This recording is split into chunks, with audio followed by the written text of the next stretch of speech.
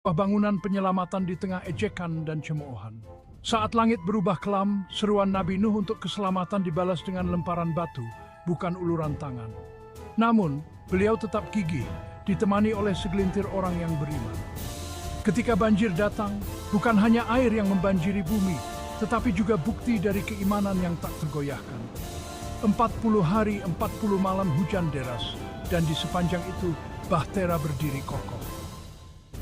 Saat air surut, dunia baru menanti Nabi Nuh dan para pengikutnya. Dunia yang terlahir kembali melalui iman dan kegigihan. Sebuah kisah bukan hanya tentang bertahan hidup, tetapi juga tentang harapan abadi.